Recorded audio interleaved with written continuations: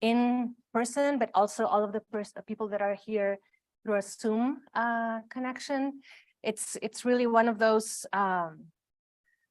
events that really brings together a group of people with whom you really enjoy thinking and working with, and at the same time pushes questions that I think are really important for us to consider at this point in time in history. My name is Andrea Ballestero. I am an associate professor of anthropology at USC, and I will be facilitating the first part of our meeting today, and then we'll move on to the roundtable, and I will introduce our guests in a moment. So this project emerges from the recognition that the compounding crisis of climate change and the COVID-19 pandemic dramatically intensified the ongoing redefinition of facts and truth claims. Also associated with rising religious fundamentalisms and new forms of populism, this reconfiguration has been crucially fueled by the acceleration of information technologies as well. So if during the 20th century, facts were predicated upon claims to objectivity and verifiable experience, in the 21st century, facts are up for grabs as manufactured doubt and distrust of expertise saturate the public sphere, or at least we are told this is the case. While social commentary on the weakening of scientific facts and truth claims has proliferated, there has been little attention to the historical trajectories of these phenomena outside of the global north, despite the fact that field-defining studies in this area have come from places like Latin America.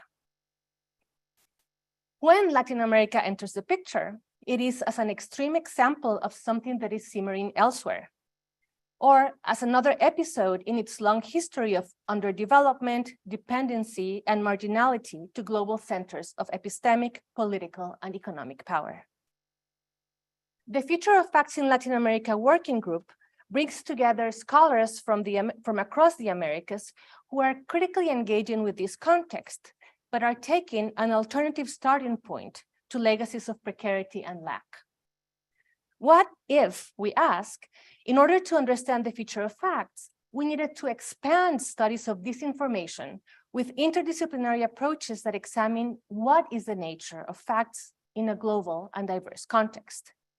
What if we revisit and maybe even refuse 19th century assumptions, namely the apolitical and universal nature of facts, and develop new concepts that go beyond dominant truth, falsehood, fact, and fiction partitions?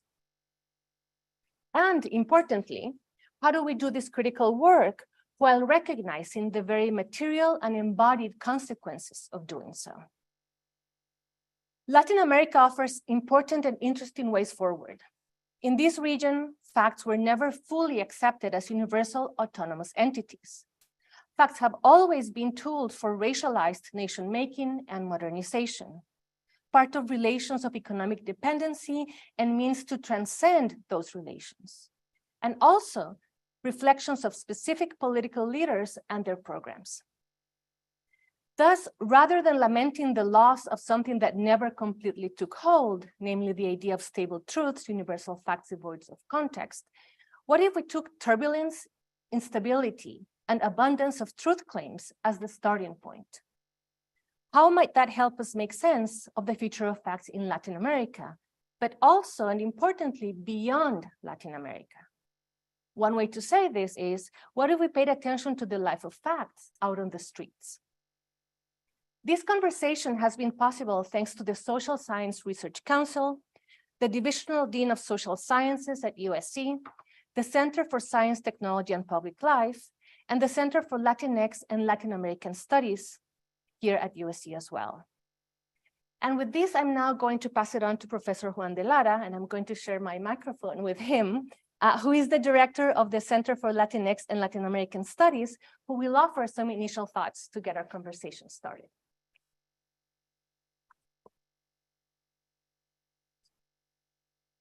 There? Yeah. Okay. Need seats and microphone.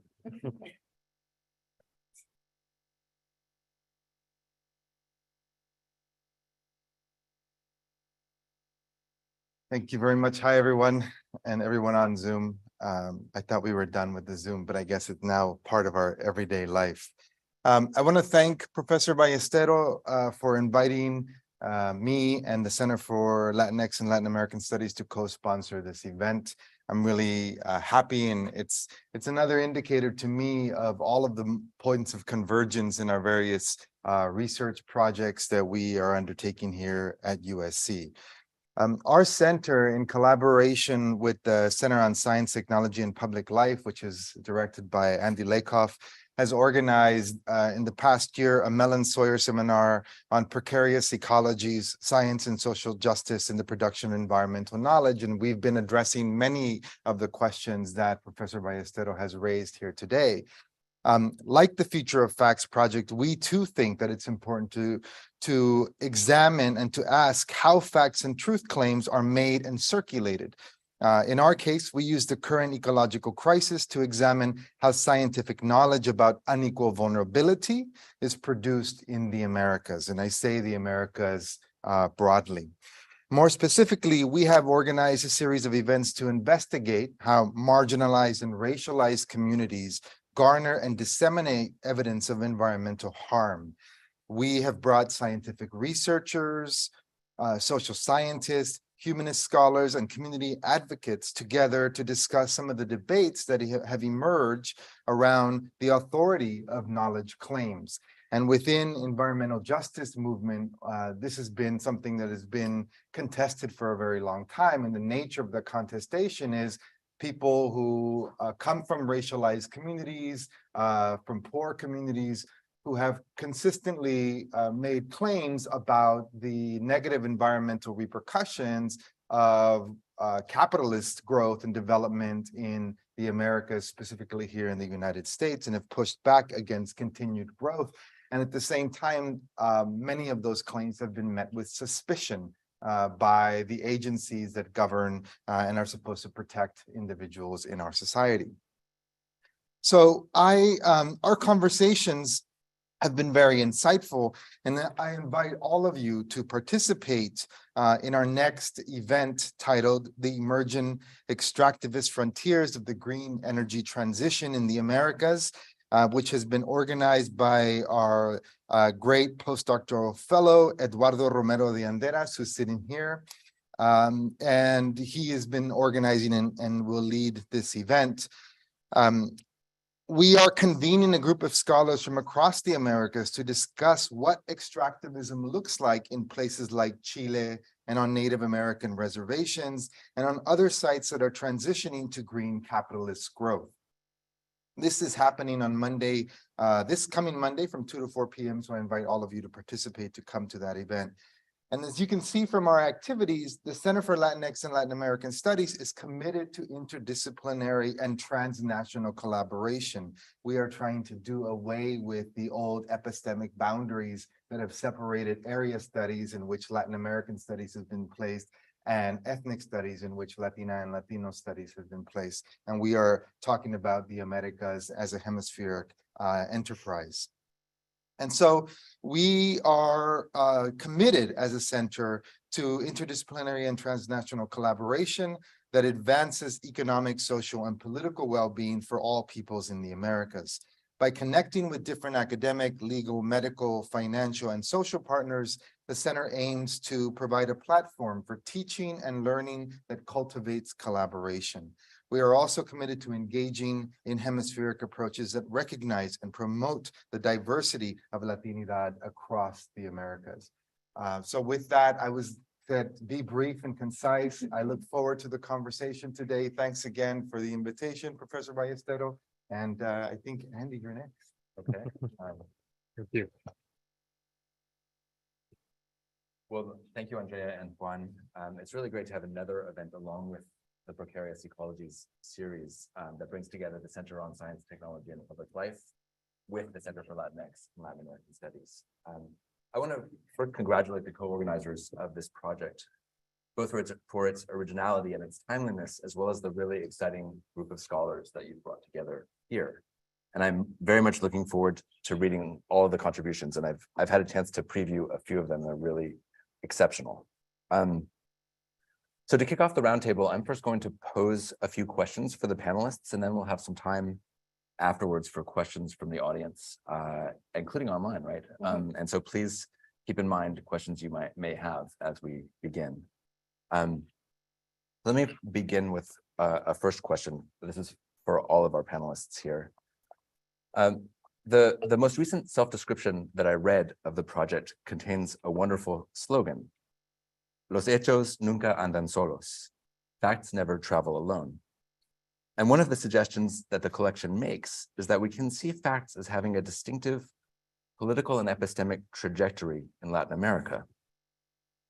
The argument is that the significance and robustness of facts in Latin America are tied not so much to their conditions of production as to their capacity to enable action.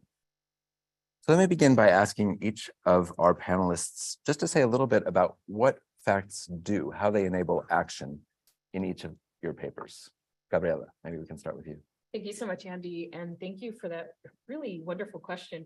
It's a curious question. So I think in order to answer it, I need to just very briefly spend a minute telling you what my paper's about and then what the fact actually does. So the facts in my story are actually playing multiple roles in the history that I'm telling.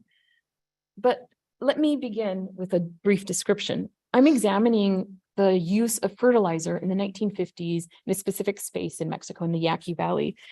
But it's not just any type of fertilizer. It's fertilizer that's brought in by technocrats that believe that by increasing fertilizer use, and I'm not talking about a little bit of fertilizer use, but 3 to 4 times the use of fertilizer, that the crops will obviously yield more. And we need to put this within the context of what was happening in the 50s and 60s of this concern of an overpopulated and hungry world. Once we do that, this fact has a different type of relevance because it means that this isn't the space that we're speaking about, the Yaqui Valley, is in conversation with the world. Knowing this, it completely changes what action is going to happen with this particular fact, because the Yaqui Valley becomes a laboratory for the world. And what is going to be found there with the use of experimentation, not just with fertilizer, but with pesticides, with heat and other experiments, is going to be exported to the world. So the idea is that the facts that are found here, that are populated, that travel, are meant to not remain in place. They're meant to be translated to the rest of the world and in the process become a universalism. And here's the problem. That groundwater ecologies are different. We cannot create universalisms out of these spaces. So when speaking about my particular facts, it's what my facts are doing. They are divorcing themselves from the context. They are divorcing themselves from the physical space, but also from the history and historical context of the particular Yaqui Valley. In my remaining minute, I'll just say this. In order to make a universalism, you needed to remove the scientific facts from social facts, from indigenous in the space, from the politics and the labor within this context. So what are my facts doing? My facts are about erasure, are about displacement, and they are about signifying that in creating a universalism, more is left out than what moves forward. So the fertilizer was only the means to get to somewhere, and it was being pushed by technocrats. The chemical facts themselves do not stand alone. They need to travel, but in order to travel, they need to leave all the baggage of the history of the Yaqui Valley behind. Great, thank you. Aidan. Sure. So thank you very much to Professor Ballestero and to Professor Lakoff for hosting this event.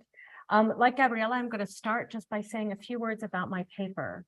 So my paper is looking at the identification of the disappeared and executed in Chile, a process that began when Chile returned to democracy in the 1990s. And the kinds of facts that I'm looking at are legal facts. So there's a particular subset of facts And these are facts that are built upon legal processes, but they're also, they have a foundation, and I would say the production of historical knowledge, as well as the production of scientific knowledge. So these are coming together to help inform certain legal processes. At bottom, the kind of fact that I am interested in is the answer to the question, to whom do these remains belong, right? And the fact is they belong to this person. And once you have that knowledge, it can set a number of other processes in motion. So for example, if you are a government that is interested in pursuing truth and you have certain truth initiatives that are based on the identification of people who were victims of state violence, having that kind of information, moves that kind of process along. If you're a family who has lost a loved one to disappearance or to execution, and you've been wondering where that person is, ¿dónde está? It is an answer to where that person has been. You have the remains and you know where they have been, and you are able to inter them, so that it is an act of closure that perhaps can lead to some perhaps emotional mourning, and perhaps even some kind of closure through that process. If it can enable the production of government documents such as death certificates, it can enable the filing of particular charges in the court system. So this kind of fact can do a number of things out in the world. The problem is, so like Gabriella, I also have a problem. The problem is these facts can also come undone. So in my paper, I'm looking at a case, not only of forensic identification, but of forensic misidentification.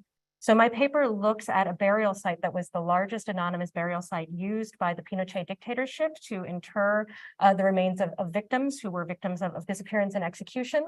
And when democracy came, a large number of these remains were exhumed and they were identified. And in 2006, it came to light that at least half of these identifications were incorrect.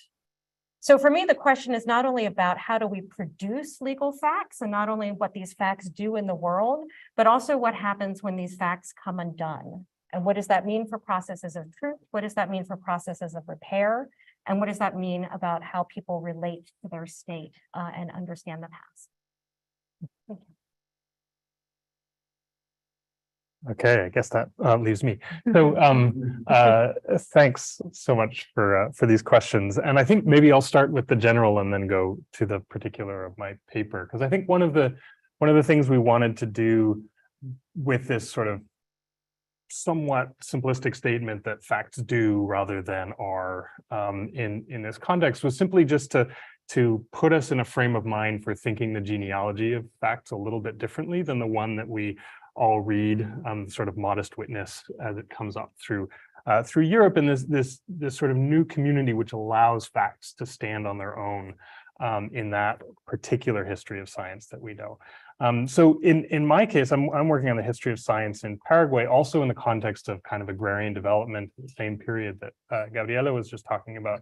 And what you see there is this a huge infrastructure of science being built sort of out of whole cloth with no conception of any modest witnesses being around. It's really all generated towards these kinds of development goals. And so the question that I started with was to think, okay, so what does science look like if that's where your starting point is, rather than the question of how do you generate facts on their own? If really science is almost a byproduct of trying to make better crops. And so in this sense, I find the histories of the impure sciences, like Bernadette Bonson-Vincent's history of chemistry, much more useful for thinking about the way that facts are sitting alongside of the materials to which they correspond in a way that's very hard to kind of disentangle them. So in this space, what I eventually started writing about was the way that the crops that were being produced during the 50s, we're really talking about the 50s through to the 80s, in this kind of green revolution moment, have a variety of different things that they're supposed to do. And that variety makes them interesting and volatile in different ways. So on the one hand, a lot of them are about nation building projects, sometimes directly ethnic and sort of parochial nation building projects. But other times it's more about food security, or what we would now call food sovereignty. On the other hand, there's this project very much coming out of the Yaqui Valley to feed the world, this kind of agrarian internationalism, which has this post-war UN sort of feel to it. And so the idea is that by sending all these scientists around to talk to each other, they're going to create a new kind of international community through that. And then the other one that sort of creeps in a little bit under is facilitating extractivism of different sorts, right? And the ability to create plants that you can better describe and better standardize also makes them much easier to export, to use the more positive valence, or extract, to use the more negative valence. And that ultimately the way that my paper works is to go through a bunch of different plants and look at, in part, how the specific histories, but also materialities of those plants make these different projects come together in slightly different ways over the course of this story. Thank you. So maybe I'll say that in the group, we have historians, we have anthropologists, we have literary scholars. And so I think in this panel, I represent those of us that are working on things that are happening as we speak. And so my paper looks at the question of aquifers and groundwater on the Pacific coast of Costa Rica, where you don't have facts in the conventional sense of stabilized truths that have acquired a certain endurance through time. But in fact, you have the opposite, a constant struggle for determining what the facts at stake are, even if that struggle is based on the same kind of scientific knowledge. And very specifically, something that I'm thinking about as the sufficiency fact.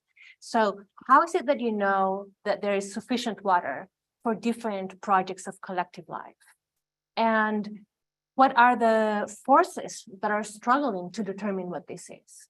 And so in my paper, I ethnographically trace the very lively and real-time discussions that happen in committees that have been put together by the state to figure out this question of sufficiency. And so here, what facts do is not quite establish a taken for granted and shared agreement, but rather enable people to give different inflections to the sufficiency fact. Sometimes moving the sufficiency fact towards extractivist projects, in this case related to tourism. In other instances, for community members that are able to inflect the sufficiency fact towards questions of justice and what does it mean to live in a place that is increasingly being expropriated or dispossessed is the right word by transnational capital associated to tourism. And so in this case, facts haven't quite acquired enough stability to do one kind of thing or even to determine what are the things that they want to do, but are constantly being pushed in different directions. And so they enable this kind of struggle to acquire a language that can be expressed in these collective bodies. So facts enable inflections is the way that I'm thinking about it. Great, thank you all. So in my next question, I want to bring the future of facts in Latin America project into conversation with a broader trajectory of the field of science and technology studies. And I'm going to do that by quoting a thinker who's often seen as an STS scholar, avant la lettre, the Polish historian of science, Ludwig Fleck. So Fleck famously wrote in his book about the history of the concept of syphilis, that in science, just as in art and in life, only that which is true to culture is true to nature. And this statement has served as a kind of guidepost for science studies over the last 40 years or so, in its work to show that the existence of facts depends on the stability of the social and technical networks that bring them into being. So my question, for whichever of you wish to take this on, is whether you see the project of the future of facts in Latin America as generally in line with Fleck's claim. To what extent does it either deepen, extend, or perhaps even contradict it? I can get us started, put something out there for discussion. The question that I would ask Mr. Fleck is, what do they have in mind when they say culture? as an anthropologist, it's perhaps an obvious place to go. But not only as an anthropologist, I think why this matters is because there's a certain stability of something that, let's call culture, a certain completeness and a certain recognizability, so that you can say that something fits a culture.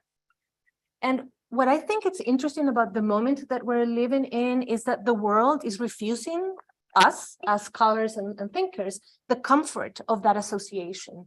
What if it is impossible to say what is the culture that would make a fact true? And it is a matter of multiplicity and diversity. Although I don't want to say that there are multiple cultures and that is the answer. You just find the right culture and then you make the association. I think it's more about the coexistence of contradicting and effervescent, let's say, cultures that don't provide the necessary structural stability so that you can determine what that association is. And I'll make this concrete with thinking with very specific examples. We have at play in public life regimes of truth that are associated with religion, that are associated with science, that are associated with economics, that are associated with the law. And we see in the papers of the contributors beautiful examples of how that is the case. So the question as a critic or as a social commentator is, how is it that you choose to which of those you're going to associate your facts to say that they are stable enough? Why is it that we say that it is the law and not religion? And I think what's happening around in so many places in Latin America, it's exactly the refusal of some of these contextual horizons to remain steady so that we can create the associations. And it's the opposite what we're seeing. They are actually all demanding the association so that they can determine what should or must count as truth. So I don't know if that expands, rejects, or provides finesse, but if I'm thinking with Mr. Fleck, I would ask the question, what is it that we mean as that contextual culture that will provide us the stability to determine what is true? So I can pick up on that, because I think we maybe all had a similar reaction to the quote that you pulled out. My first sort of reaction was, "Oh, I don't like that word culture," and actually I don't like the word nature, and I don't like the word truth. So I was unsure about it, or I was very resistant to it at the beginning. And then when I thought a little bit about it and I squinted a bit and I tried putting other words in, changed the quote completely, I became less uncomfortable with it, because I do think there's a way in which the project definitely has kind of a sort of Fleckian undertone to it, in the sense that we're interested in the ways that different kinds of assemblages, whether we want to call them cultural or infrastructural or social or anything, allow facts to travel in different kinds of ways, and the specificity of those contexts, whatever they happen to be, and I don't think most of us would call them culture, but the specificity of those contexts is what makes them important. Now, I think we've sort of set ourselves up for a particular kind of debate that none of us is particularly interested in having as well, which is the relativism debate. And by naming Latin America as the moment of difference that's interesting to us, it seems to make us responsible for thinking about what that Latin American context is in relation to others. And I actually think that's something that we're resisting fairly actively, and maybe we're resisting it on the basis of resisting that last part about truth. So we think less about truth and what makes things true in certain places in a stable sort of way, and instead focus on these questions about the movement of facts and sort of what they're doing in these different places, and not get too hung up on the stable containers that then become the thing we call culture or whatever. Then that opens up a whole lot of questions. So it is more about resisting what we see as kind of a hegemonic history of science, rather than trying to offer an alternative that's a stable alternative. I can say something briefly. So I interpreted this phrase as what is true in culture is true in nature, is that there is an implied stability in that phrase, like almost as if we took a snapshot, right? What is true in nature is true in or what is true in culture is true in nature in this particular time. And one of the things that I found in my own work and in reflecting on this question is that these things aren't stable at all, right? They're always in motion, right? And in some cases, that is the way that these infrastructures and systems work. So here's an example. Legal processes, which we can maybe say is a culture, give us a particular outcome, which is, maybe we can say is nature. I mean, it doesn't fit exactly. But the outcomes change all the time, right? Somebody is guilty, somebody is innocent, we have one kind of finding, etc. I mean, it changes all the time and the system can absorb that. In scientific labs, we have certain infrastructures of scientific processes and projects that give us certain outcomes or claims about knowledge or the way the world works. And we revise that all the time, right? And the system is able to hold that. But there are certain instances when, knowledge comes about that actually makes us look at the system, right? So for example, if we have a large number of misidentifications, in this case of the disappeared and executed, maybe we go back and we look at the system that produced that knowledge and maybe that changes as well. So it seems that, that assumption, that snapshot of stability, perhaps is giving us a false impression of how these work. These things are always in motion and they're always being considered and reconsidered and producing new kinds of knowledge claims and new kinds of infrastructure. So when I first read this question, I had a knee-jerk reaction. And I was like, so I had to unpackage it and I had to really think about it as a historian. And I went to, what is the moment of 1935? When this phrase is being uttered, and whose culture are we talking about? Just to piggyback on what others have said, because if we look at the world of 1935, it's a world in which it is a fact that there are inferior groups that are intellectually inferior, physically inferior, and it is assumed to be fact. We're still in that place today, where there are some who believe that there are some who are intellectually and physically inferior. But we have moved on in terms of how we get to these issues. And a lot that has moved on is the methodology that we are using. Who are we dialoguing with? Who are we posing questions to? How are we arriving at these truths? Even our relationship with nature has shifted and changed, and how we speak about nature and how we engage with nature. So to put culture and nature together in that phrase was initially my knee-jerk reaction of where is Fleck going with this and how is this fitting into our project? And I think, Andy, and this is where I finally understood your method and your madness in pointing this question, that what we're trying to do is to not use the frameworks that we have been using up until now, and to try to go into our own studies in different ways, recreating or creating not just new languages, but new definitions of, without the divisions of culture, without the divisions of nature that have constrained understandings of, in this case, what a fact is. And by trying to move away from these constraints, what new ideas can emerge that show us how far we've moved, or maybe not, since 1935? Right. Well, since Professor Fleck is not here to respond to our panelists' revisionism, I'm going to turn to a third question, which is about the politics of fact making. And so, if we can say that the critique of the authority of scientific truth claims at one point came mainly from the political left, I'm thinking of figures like the Frankfurt School, as in analyses of the anti-democratic qualities of technocratic governance, or the rule of experts, to use Timothy Mitchell's phrase. We've more recently seen, not only in the US, but also in places like Hungary or Brazil, a close proximity between right-wing popular nationalism and the critique of scientific authority. Best to take one example From North America, Governor Ron DeSantis has recently assailed the role of public health officials during the COVID-19 pandemic as linked to what he calls a biomedical security state, taking a page out of Giorgio Agamben's book.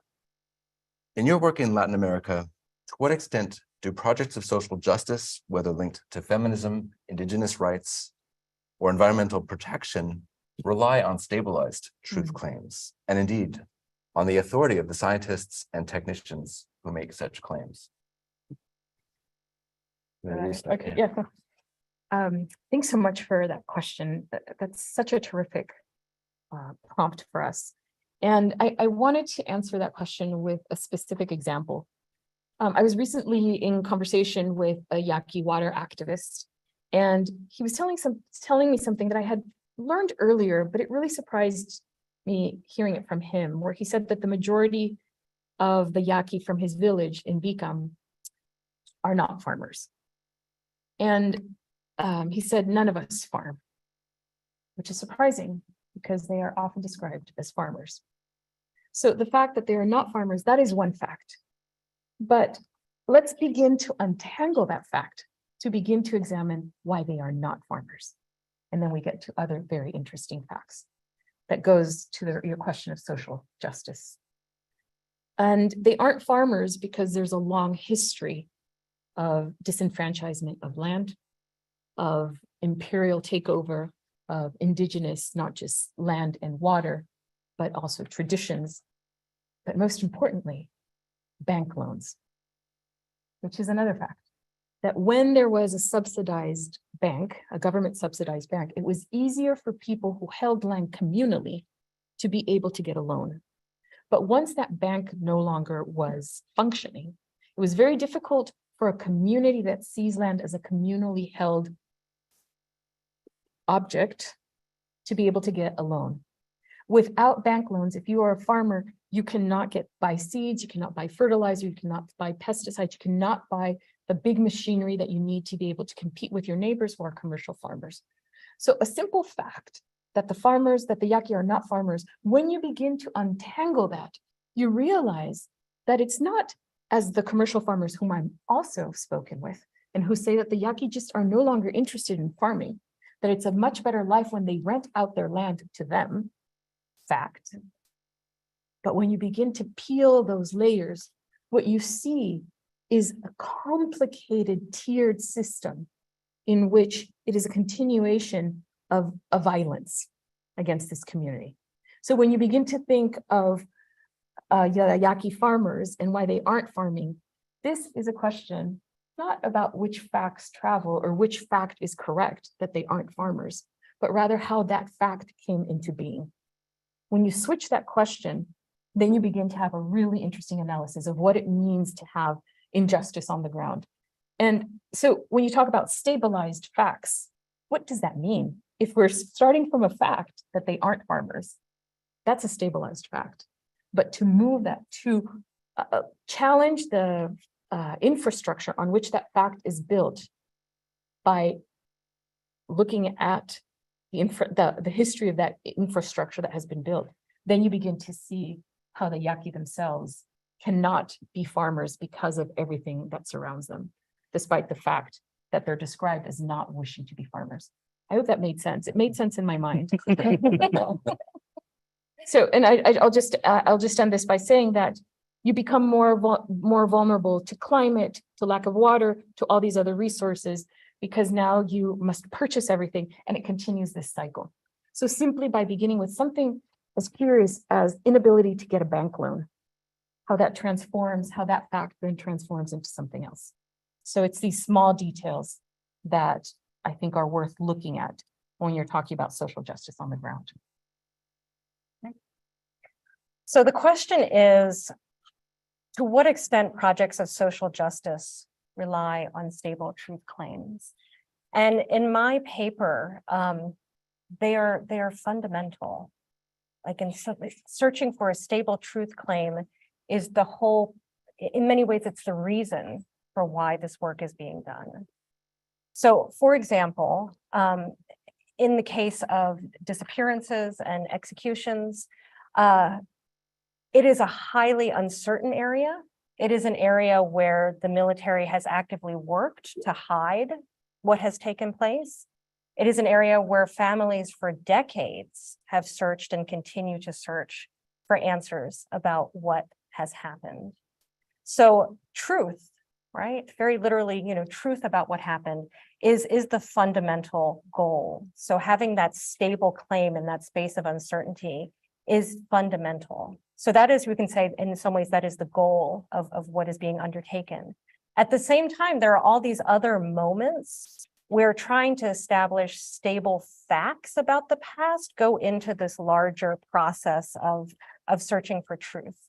So for example, in Chile, you are certified, you need to have your loved ones certified that they are a victim of disappearance, right? So it can be for things like disappearance. It could be, you need to be certified that you lost your job for political reasons, but there are these moments where you need to establish that this did indeed happen to you or happen to your loved one or happen to your family.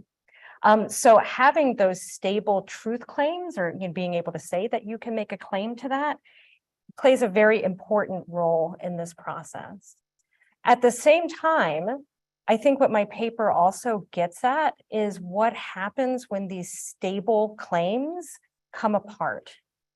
And so like these kinds of facts that I'm looking at in my paper are, what I would consider to be very heavy facts, right? They're facts that are about history. They're facts about what happened, to a family, about trauma, about emotion, about mourning, about suffering. And so when these things come undone, they can do emotional harm.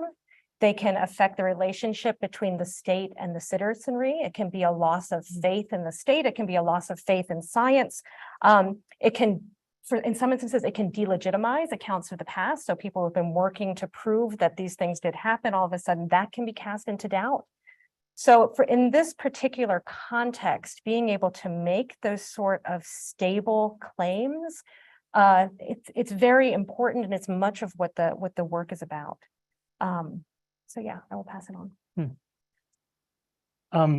Yeah, I'm gonna pick that up, and this is I think going to be a start of a long conversation between Eden and I, because we haven't had a chance to discuss your paper yet. But so I also think, well, actually, the way, Andy, that you framed this as being about left and right, I think is interesting to think through this particular post-Cold War moment in a few of the countries that we're studying, particularly in the Southern Cone. So I'm working in Paraguay, and Eden in Chile, and Argentina has a similar sort of a situation where that moment towards the late 80s, there's a kind of progressive movement that is very focused on we could gloss as truth and reconciliation as a way to atone or to get rid of these crimes of the past, of these past dictatorships, right? And so a certain kind of fact making becomes extremely important, extremely emotionally laden and politically charged at that specific moment. And human rights movements in particular get very invested in that. A little, just a little bit after that, I think environmental movements also start to move in the same direction, right? There's this kind of attempting to account for pollution and things like this in ways that are very much about sort of fact building and claiming that someone else has occluded some kind of fact that can then be built. What I want to point to is the sort of other side of that, which is that in the 90s in particular, and you can definitely see this in Paraguay very strongly, that notion of truth that starts to get mobilized at that particular moment also dovetails quite nicely with transparency movements, which aren't necessarily progressive, right? There's something else towards good governance, and they're towards what we would think of now as a set of neoliberal reforms of the state that are going on there.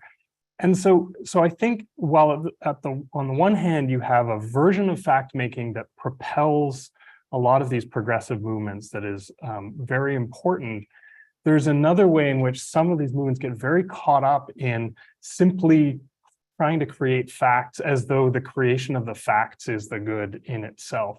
And I think, and this is where I'm sort of speculating a little bit, and I'm maybe speculating towards what's happening to the sort of liberal version of this in the US as well.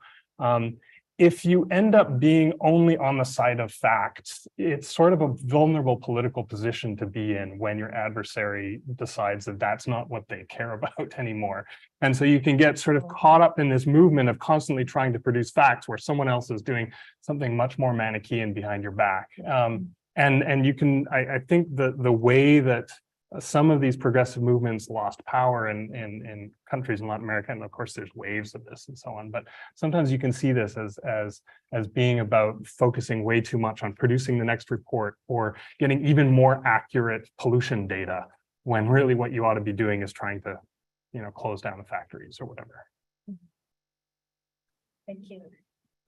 So I think in my case, in fact, the title of my paper is Borrowing Other People's Facts, right?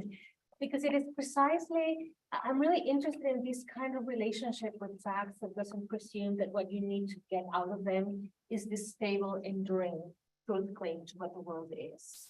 But I really want to say that this doesn't mean that people are not interested in science. And this is a conversation that we've had before. It's not a blanket rejection of science like the one that you're describing, where science all of a sudden, you know, in the moment of the pandemic becomes this synonym with the security states. So there's a blanket statement. Here, what we see is people that can have much more sophisticated relations with the techniques and modalities of doing science, but also mobilizing facts in political circumstances. And that, rather than the blanket statement of we love or hate science, we love or hate truth, that fine-tuned tactical relation that seeks knowledge about the world, that establishes the way things are, but always recognizing that they could be another way, that is the really interesting relationship with scientific facts that I think many of the movements that you describe and the people that many of us are working with are bringing into, or are reminding us that, let me rephrase that. Many of the movements and peoples that we're working with are reminding us that people can have this very sophisticated, fine-tuned relationship with scientific facts and but also legal facts and also economic facts. And dare I say, religious facts as well. So, you know, Ron DeSantis and the US context is one expression. Brazil is another one. Hungary is yet another one. But I think as a collective or as a working group, rather than diagnosing a historical moment as a shared condition, we're really interested to pick up in some of what Gabriela said, in seeing what happens when you take as your starting point this tactical, agile relationship with the making of facts, and you stop starting from the point of there's a lack of trust, or there's a lack of belief, or there's a lack of sufficient infrastructures to produce science. And so the answer is upcoming in the papers and in our discussions. But to me, one of the things that I've learned so much from my colleagues in the group, and one of our objectives is to say, okay, let's take it seriously and see what happens when you start there through this, in this space of multiple ways of relating and trusting knowledge making, rather than from the space of we don't trust science, or we've lost stability, or we've lost the power of truth claims.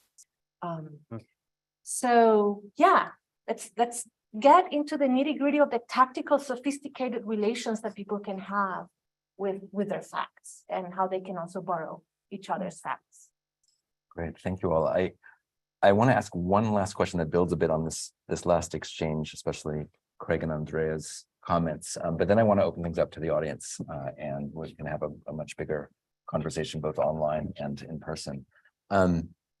So I guess I'm interested in maybe more generally what guidance this project might provide for us in our fraught political moment in the US, certainly, and elsewhere as well. We are seeing increasing hand-wringing over what's often termed a crisis of expertise, and we can ask whether we are indeed having a crisis of expertise. But certainly that's been cast as a public problem, referring to a decline in public trust of authorities' truth claims, whether about vaccines or climate change or even election results.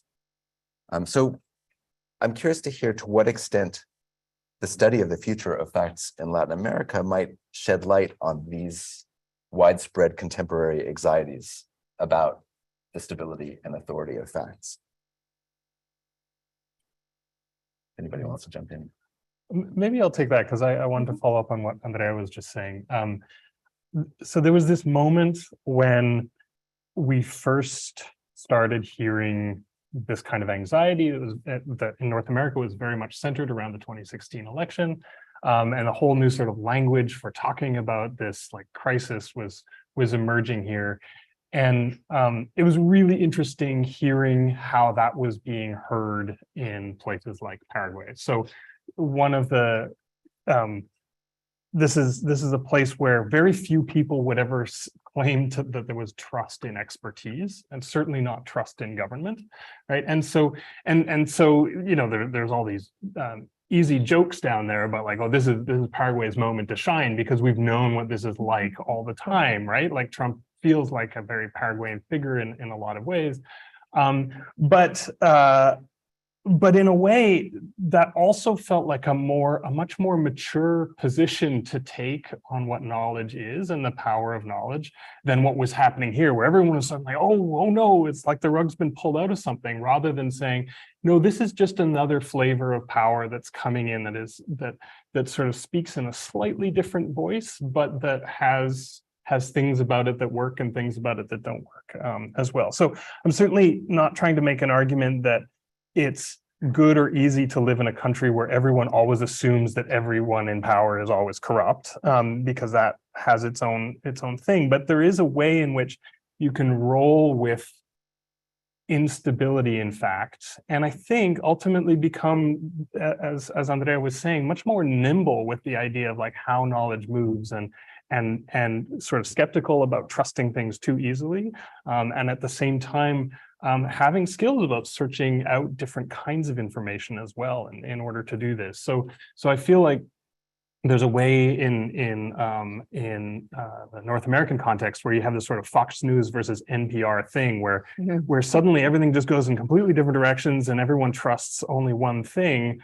Whereas most people I know in Paraguay, if they're news consumers, are going to be reading stuff that's local. They're going to be reading stuff from the US. They're going to be reading stuff from Russia.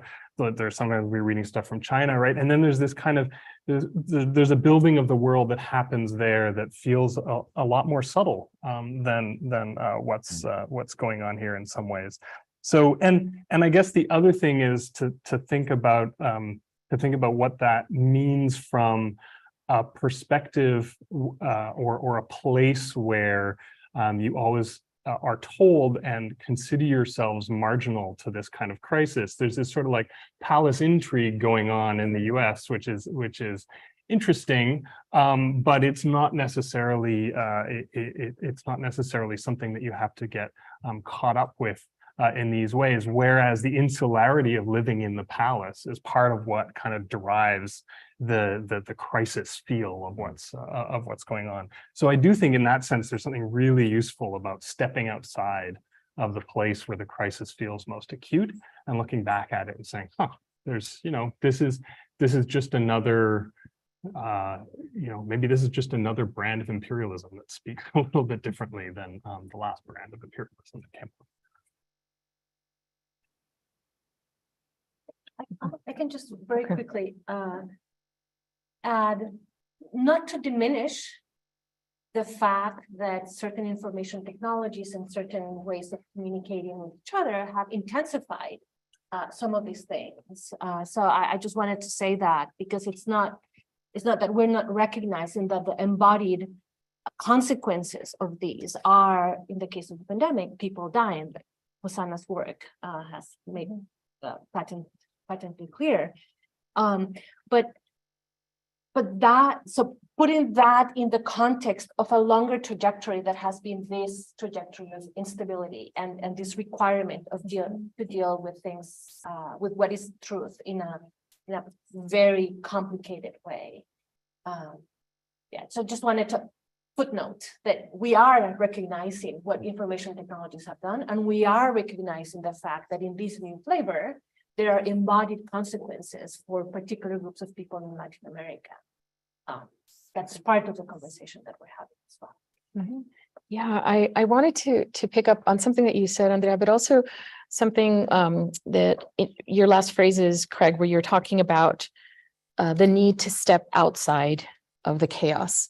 And I think the ability to step outside of the chaos is a luxury, and it's not a given for many people. And it reminds me here, when I heard your question, it reminded me of the work of Liz Roberts, who's looking at intermittent water availability in Mexico City, or the lack of water.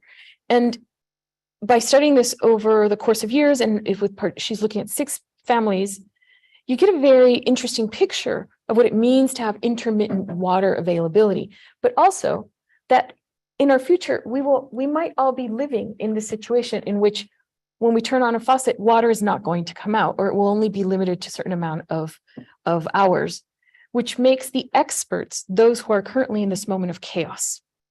And that is a really interesting way to think about who are the future producers of fact in this particular case. They are the ones who are going to be teaching us in this water uncertain future in which we are all facing. How do you live a situation, a future in that they are already living the future? And what can we learn from these fact makers because of how they're learning? So their luxury of not being able to step outside the chaos is making them for the future these producers of facts right now. So what does that mean for studying Latin America? That within this inability of certain groups to step outside of the chaos, that it's how they are creating a space to be able to dialogue, that's where we can learn about fact creation, about contestation, but also of where we're going. And I think that's why Latin America is a really interesting space from which to look at, because life continues and you have to keep living in these circumstances. So I can't resolve the moment that we're in. We're in a very complicated moment in terms of expertise and truth claims and knowledge production. But just looking at my case study, there are certain things that stand out to me in reference to our current moment of contested expertise. The first is that contestations of expertise can be very productive. So, I mean, I think that we have, we think in terms of crisis, we're undermining our experts.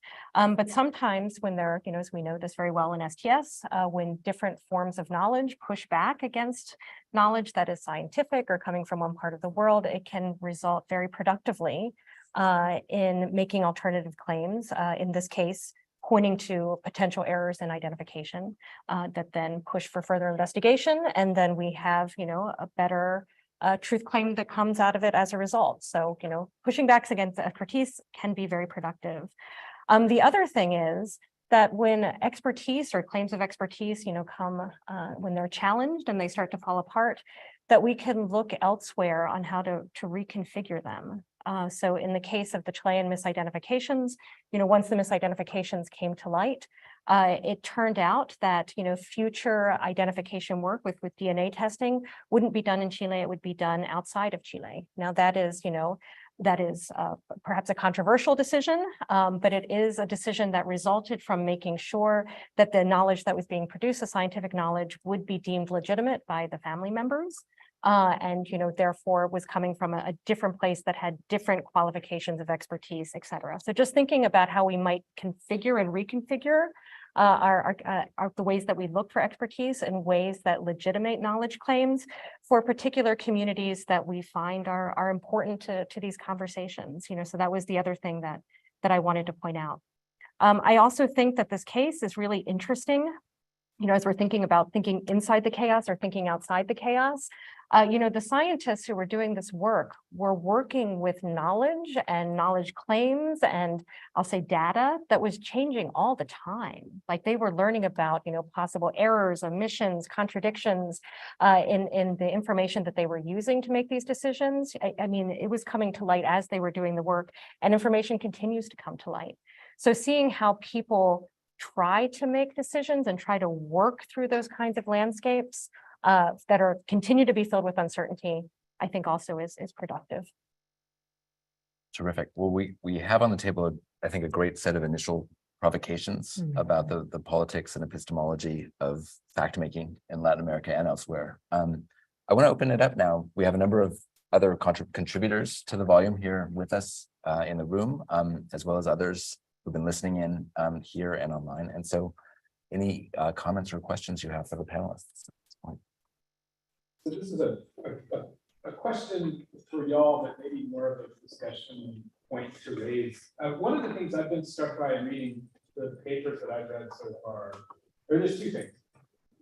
One is the way in which religion does creep into Asana's paper, and in a very different way to Ignacio's paper, and how much the invocation of religion, either as fact or as imaginary, whatever it might be, really kind of unsettles some of those history of science, SCS kinds of ways. This sort of the non-secularity of facts. I really appreciated the way that you two, and maybe others whose papers I haven't read yet, were sort of servicing that really important part of the culture of Latin American science, and if I can use that word, culture, and more generally, I think politics of Latin America, right? So that was one thing that struck me, and then the other thing that I'm thinking about is two things in Eduardo's paper that I was interested in. One is this play of, he talks a lot about the relationship between materiality and immateriality, and the way that facts kind of work across those. And then he's taking on the future part in a really interesting way. So it made me wonder about future of facts and what might change if we shifted the middle term, like a future for facts. And because it seems like this discussion, and I think I'm one of the parties to this, has really honed in on the fact part. We've had a lot to say about the status of the fact and the stability of the fact. And the future part, right, is there sometimes, and sometimes it's almost the stable thing around which we're pivoting, right? So this makes me wonder about the discussion that y'all would really enjoyed the discussion y'all were having of a context, right? Because I think if we were to start talking about the future, right? I mean, if we talk about a future for facts, right, is a lot of what we've all been talking about is sort of trying to make different sorts of homes for facts, right? In other words, is what we're talking about not the construction of facts, but the construction of concepts, right? Because I'm not, like to Gabriella's kind of like opening point, like I'm kind of wondering about what travels with the Yaqui Valley into that universe, right? Is it the same, like, is there just this universal to which new facts get tossed, right? Is there this immaterial world into which timber volumes get tossed? Or does something actually travel with the rainforest? Does something travel with the Yaqui Valley into that space of the universe, right? So I guess those are some of the things that I'm kind of thinking about, is that so much of this seems to be about that sort of context construction, especially when we bring in God, right? Who, after all, for many people, is the one who makes the context, right? In Ignacio's case, it's very, very explicit. I mean, can I just quickly jump? Thank you so much. It's such an interesting provocation that you're putting on the table. And it reminds me of Marcy Norton's work in terms of what traveled with chocolate when chocolate was first introduced to the old world. And what was left behind was the religious context, right?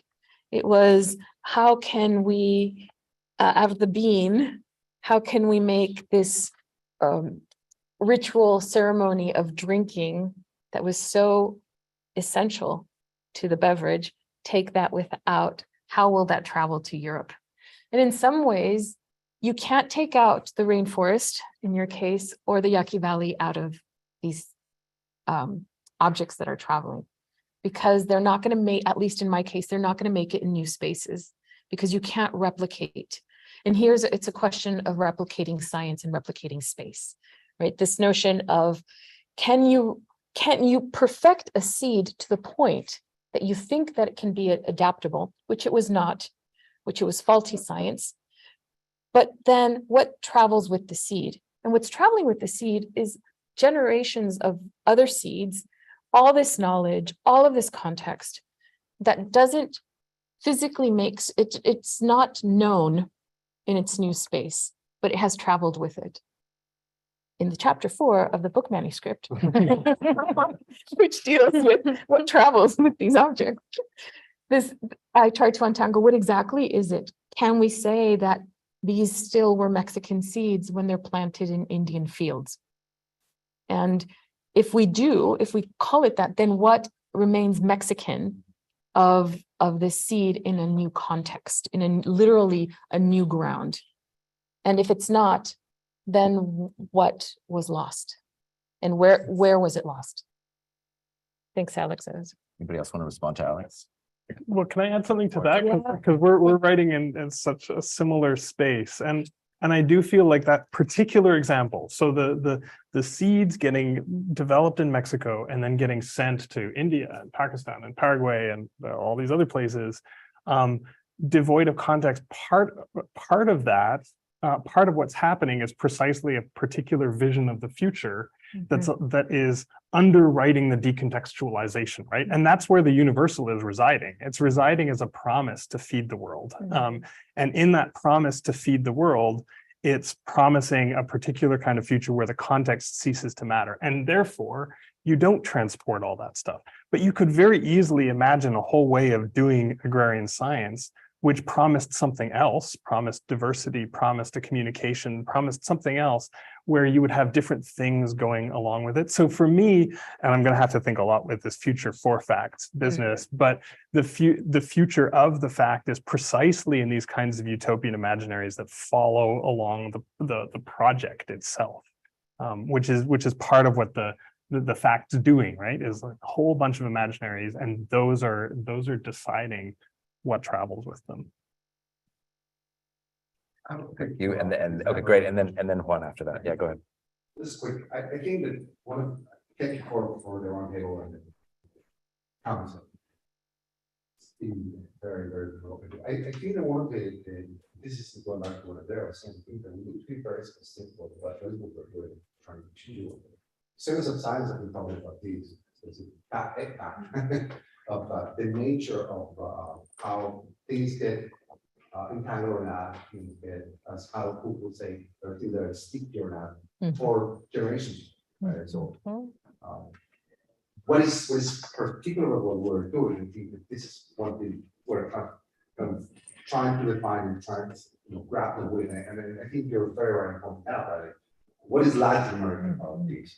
And I get your point of like trying to present this. But there always a question that is there, right? What is the specific of this label that we're putting into this? What is specific of the context in which we're defining? What is what these provides? So conversation, right?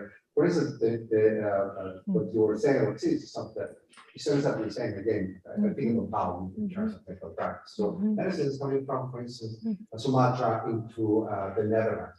In the 17th century, when the term emerges, fact doesn't exist. It's in English before.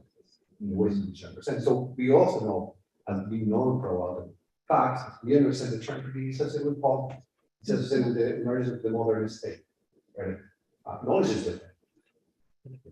Claims of truth are different. Right? And I think, as you were saying, right, like ideas of religion and the intersection of authority, right, within the nature of the world should be. That has been at the center of this conversation. Right?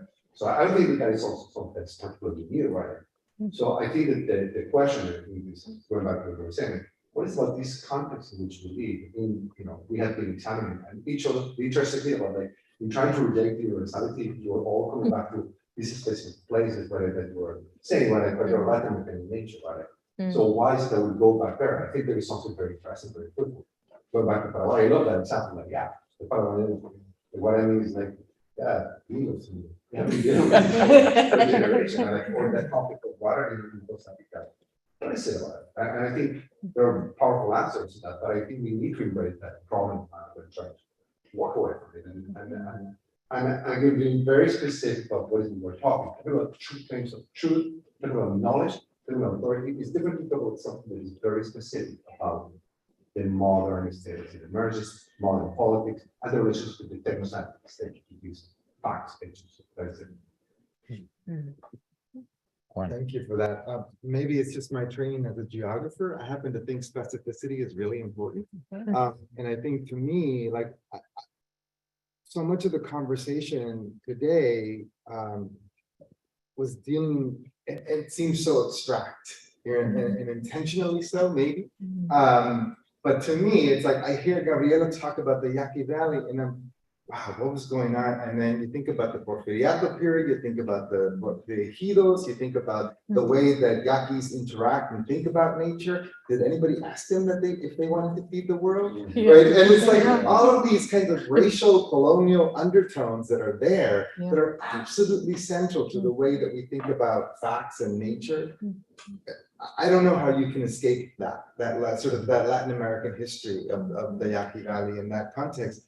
And then it gets back another question. I think the question that you raised, is there a crisis of expertise? And my immediate response to the question was, who are the experts? And who, you know, and so I think part of that, if you think about within the context of the United States, we get to a point in which the scientific expertise or the establishment of fact has for generations now been produced by primarily white people in universities or in science labs, mostly men. And then we think about, okay, all of this knowledge or this kind of world making that has been produced is all of a sudden being brought under question.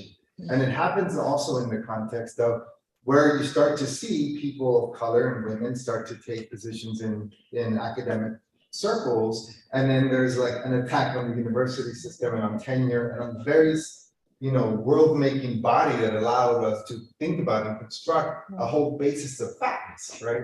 And so I think like that understanding of the historical specificity and the geographic specificity of many of the ways that power brings into is central to understanding the way that facts produce. I think it's essential to the stories that many of you are talking about. And I think maybe, you know, starting with the idea of the universal, there's a certain violence of abstraction that abstraction does, right?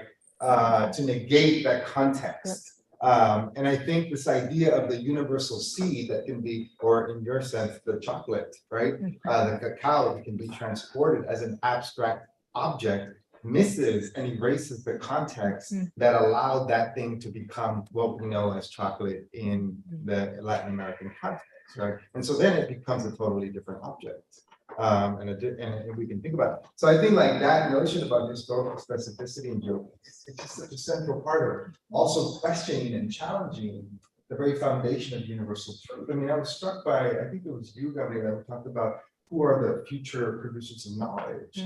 And so much of, you know, the context of the people who don't experience or don't have water, like who are those people? Socially, economically, you know, climate-wise, and their experience within a certain kind of context is absolutely formative about the way that they then enter into the conversation. And I like the way you talked about it, a community in which fact-making becomes this kind of dialogue and exchange, right?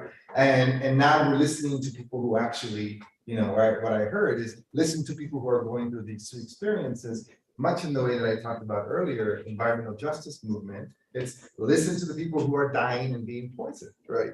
And listen to them and think about how they embody those truths. And it doesn't have to be this constant perilous post-structuralist idea, but it is involving a kind of community and a dialogue conversation to at least hash those things out. And I think that's what we're missing in many of these conversations when you get to that Fox versus NPR route, right? So anyways, that was sort of my immediate take to many of the concepts, and thank you very much. I didn't intend to say anything, but it was so stimulating that I had to say something. Thank you, Juan. Can I just bring to the conversation something that happened during our roundtable at UNAM in Mexico City, because I think I think we're all in agreement that, you know, context is key here. We want to speak from the specificity, but how about the situations when the specificity is my mom saying that she will not take a vaccine, that she will only take, I can never say this word, hydrochloroquine. So what if that is context? What happens when that is context, and that context is charged with, I mean, the religion question? I don't work on religion, but it's been on my mind so much in terms of our contemporary moment in Latin America. And so, because in a way we can say all facts, it doesn't matter where they come from, have context. So diagnosing that we need context is another universal, right? So what about the specificity of contexts that are problematic, that are difficult to navigate?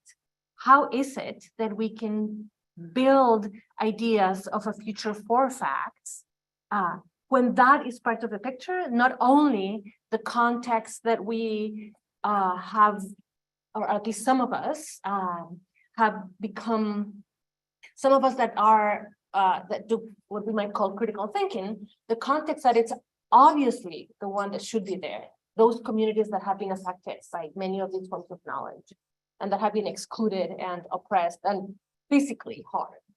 So absolutely, that needs to be there. But in addition to that, we have this other set of people, communities, whose knowledge is also contextual, but pushes in a very different direction. So how do we bring that into the context of what a future for facts could be? And here's where I think the specificity of Latin America offers really interesting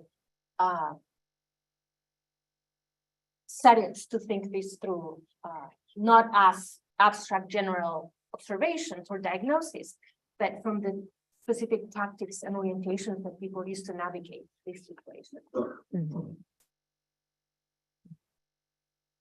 Other questions, and I also want to invite folks who are gazing at us virtually to pose questions. I think we're tracking those as well. But yeah, please go ahead. Yeah, just a quick idea to kind of articulate some of the comments. So I think regarding specificity and also future, there's something you mentioned in your first question and the last question that I think is quite interesting for all of us, which is we have, in a way, we are sharing these ideas, or at least there's kind of a family resemblance there in the way we include anxiety in our own portrayals, in our own writings.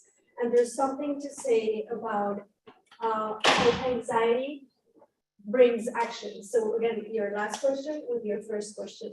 And I think there's something about the idea of the affective and how we are writing and how we are picturing and trying to draw upon experience to talk about facts and in a way to think about future. And I agree, we're not being clear or explicit enough in our papers about the future part. This is something we are going to talk a little bit more, I guess, tomorrow.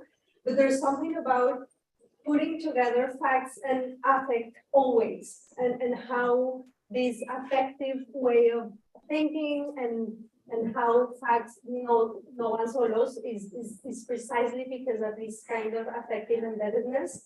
And this embeddedness is present in scientific efforts, but also in the mother or tia that doesn't want to have the vaccine. So there's something we're trying, all of us, to do, I think, to show how affects are part of this whole history that move action or make us think about future in a certain way, and in kind of different assemblages that not only take into account religion, but also science, and also kind of multiple kind of affective facts that are going to make possible life and experience and future as such. So this is something that I think we all share, and it would be just great to think about your first and last question. Comments. I love push back against the kind of quantum like or mechanical nature of some of these claims. Like, and I think it comes from a very specific discourse, right, like that gets protected right outside, right? The facts of the right, the facts of the left. But in reality, these are very specific tools for claiming power or for certain kind of facts that that way we need to these kind of ideologies, right? So you can see them projected and used by what we identify to be the equivalents, right? What is happening here that says Latin America or in other places in the world. But in reality, they have different balance. But I think this is one of the powerful things of this concept that allows itself to manipulate. And I think this is something that the papers are doing, right? And this one is what you were saying, because there is temporality, right? There is what emerges and what people see in a specific moment are trying to claim for the future, right? So which is the thing I want to say, right? I think that this is true also that in that part of the novel say, what emerges will become visible, what people call someone who are claiming to be informed. It has to do with what is mattering in a specific place and time and context. Right? That is why they become political in nature. So I just want to point out that I really like that comment. I think it allows for a certain kind of model that doesn't depend on this focus from here or from this is the that is going for my different one like from our own person, but this is scholars from the north trying to go there and say that these are things that we should pay attention to. They have other interests, but they are paying attention to other problems. So. Yes, so I keep going back to your question about like so when you quote Fleck and ask us to reflect whether we are following or not, or in what sense this idea of what's true in nature, something like that. I kept thinking, so what is Fleck really thinking when he stating this? And so I think that what he's getting at is that the set of facticity for a claim is provided collectively by what he calls a thought. And this has two consequences. One, which I think we agree with, and another one that we don't agree with. The one that we do agree with, and it's basically a given, we agree with it from the get-go, is that this blurs the traditional philosophical distinction between the context of discovery and the context of justification, in the sense that how we arrive at a claim that we consider a fact, that given this type of approval of facticity, has to do with many things that are not only captured in how this claim is justified as a claim. We agree with that. We do not need to provide a corrective for that. He has already done that for us. We follow him in that respect. But what following Fleck would mean, if we think of facts as associated with thought collectives, is that thought collectives do not borrow each other's facts. And one of the things that we are emphasizing with the mobilization of facts and the entanglement and how they coexist and intermingle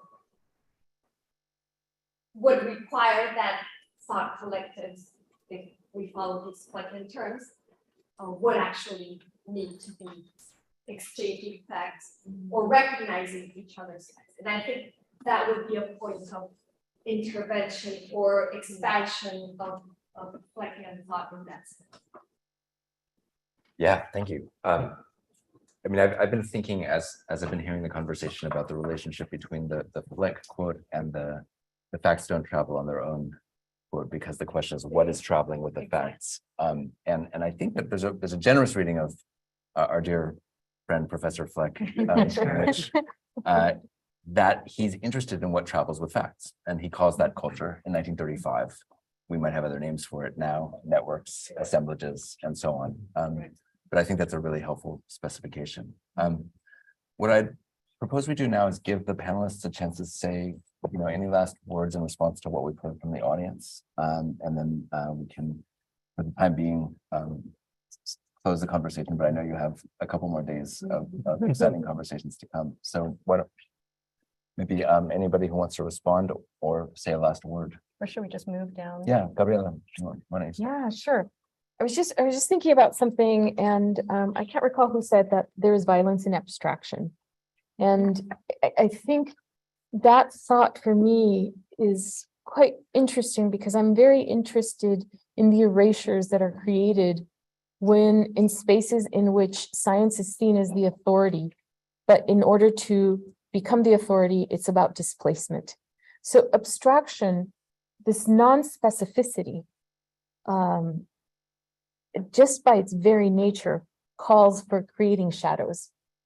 And I'm really interested in taking that up further in my paper in terms of not just who inhabits the shadows or what facts are not taken to the next future or futures, but rather to think about it in conjunction with this notion of violence. Because what you mentioned about the affective aspect taken with the creation of facts that are created under a moment of violence is a very, very different type of fact. So to put within this context, the historical context, but also placing it within a long trajectory or a long history of violence and exclusion means that there is a different set of fact making. And that's what I think I want to continue to think about in my own paper. What does it mean when a fact is created in a space of violence, and that is the fact that is chosen to be sent off? What travels, how does these effective violences of the past also travel into the future? So thank you all for the discussion, which I found very generative. I will certainly be left with the comparison of future of facts of future for facts, and I think that will generate more conversation. Also on the specificity issue, that is something that I think we're all very sensitive to, and at least for me, one thing that I've been struggling with is how do we tell these stories taking Latin America as a starting point? And it's something that I've been struggling with it. And I think in many ways, the fact that we're having a conversation that starts with Ludwig Fleck, not to mess with Fleck, but also, ways that we're framing this conversation also is in terms of, the 2016 election in the United States in different ways. It just shows how hard it is to start the conversation from another point. So I look forward to future conversations of how we put Latin America as our starting point and to think about that methodologically, epistemologically, in terms of the terrain of the conversation that we're having. One way that I've been trying to do that goes to specificity. So I've been thinking very much about how the specificities of the Chilean legal system produce knowledge claims, produce legal facts, because much of the ways that we think about the relationship of law and the production of knowledge is set in the context of the US legal system. And so by focusing perhaps on these specificities of infrastructures and fact-making infrastructures, I think it makes other things visible that we can bring into this conversation in different ways, and perhaps gives us alternative starting places or ways to think about these issues.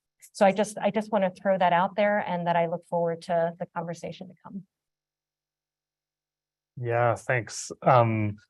There's so much I want to say, but I guess we'll have chances to talk about a lot of this. I wanted to pick up on a similar thing to Gabriela and to what Juan was saying about that kind of violence in the abstraction, because I think that's been one of the big things that that a few of us are trying to work with. The way that the violence of the abstraction is not just something that happens in the abstract; it's a project, right? And so in this way, we don't necessarily always want to dissociate what's going on in Latin America from the history of the US, precisely because a lot of what that goes through is the attempt to impose certain kind of modes or standards of facticity in different kinds of places. And just to come back to wheat and maybe do a little contrast.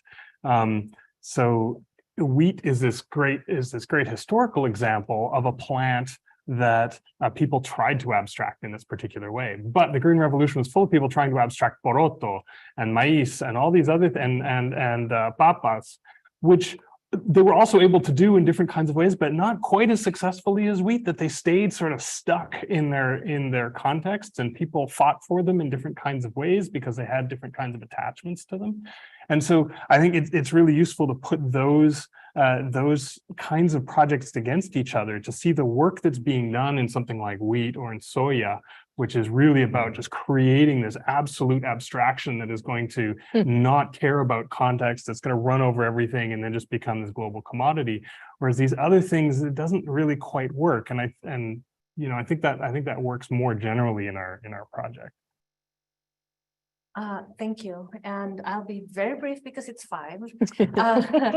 So if I were to say one thing, I think something that joins our project is the commitment to stay loyal to the fact that facts are out on the street, they're in the tavern, they're in the cell phone, they're in church, they're in commissions where people have to negotiate things.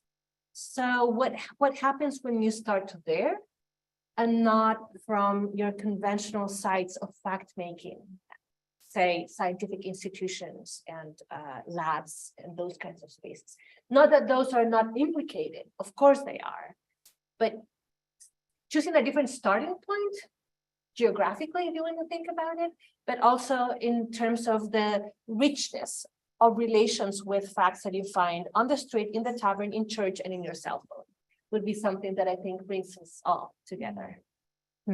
Well, I am really looking forward to what comes in the next few days and a few months of revisions based on these conversations. Let's thank our panelists, and you all have an assignment to reflect on prepositions, for, with, against, on, etc. So thanks to everybody for